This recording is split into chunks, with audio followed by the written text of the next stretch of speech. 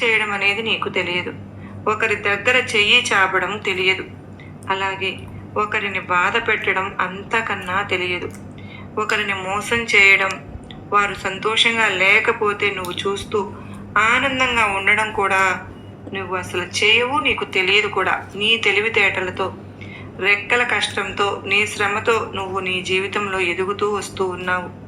నీ తిండి నువ్వు తింటున్నావు కనుక నువ్వు నిన్ను చూసి నవ్వేవాళ్ళు, నిన్ను చూసి అవమానాలకు గురి చేసేవాళ్ళు, అలాగే నువ్వు బాగున్నావు అంటే నీ దగ్గర ఉన్న దాంట్లో నువ్వు తృప్తిగా పడుతున్నావు కనుకనే నీ సంపాదనతో నువ్వు కష్టార్జ్యంతో ₹1 నువ్వు సంతోషంగా ఉంటున్నావు కనుకనే నీ చుట్టూ ఉన్నవారికి, ఇతరులకు నీ మీద కాస్త ఈర్ష్య, ద్వేషాలు మొదలయ్యాయి.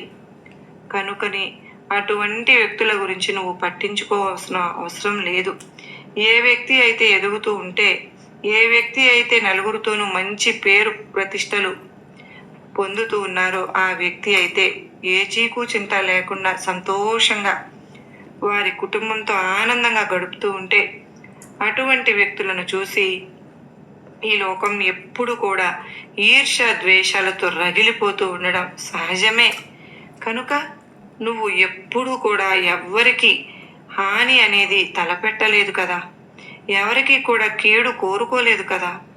అందరూ బాగుండాలి, అందులో నేను కూడా ఉండాలి అని చెప్పి నన్ను ఎప్పుడు అస్తమానం అడుగుతూ ఉంటావు. అయితే ఈరోజు నీ గురించి అనవసరంగా అంటే నువ్వు చెడిపోతే బాగుండును, లేదంటే నువ్వు చేసేటటువంటి పనులు నీ బలమైతే బాగుండును అని చెప్పి ఆలోచించి ఎదురు చూసేవాళ్ళు నీ చుట్టూ ఎక్కువగా ఉన్నారు కనుకనే అటువంటి వ్యక్తుల గురించి నువ్వు ఆలోచించడం, అటువంటి వారి గురించి భయపడుతూ ఉన్నావు. వాళ్ళు నిన్ను ఏమీ చేయలేరు. చూడు తల్లి, నిన్ను చిన్నాభిన్నం చేసేయాలి అని చెప్పి వారు ఒక టార్గెట్ అనేది పెట్టుకున్నారు, కానీ నీ పనులను ఆటంకాలను ఏర్పడేలాగా చేస్తున్నారు కూడా. నీ ఎదుగుదలను ఆపాలని ప్రయత్నిస్తున్నారు. మరెందుకు బాబా ఇలా చేస్తూ ఉన్నారు? నేను ఎవరికి ఏ హాని చేయలేదు కదా, ఎవరిని ఏమీ అనలేదు కదా అనే అనుమానం నీకు వచ్చింది కదూ. దీని వెనుక ఒక కారణం కూడా ఉందమ్మా. అదేవిధంగా ఆ వ్యక్తులు కూడా ఎవరు అనేది నేను చెప్తాను, తెలుసుకో.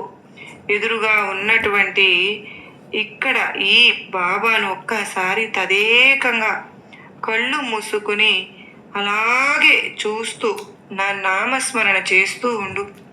తప్పకుండా నీకు ఆ వ్యక్తులు ఎవరు అనేది నీకు తప్పకుండా నేను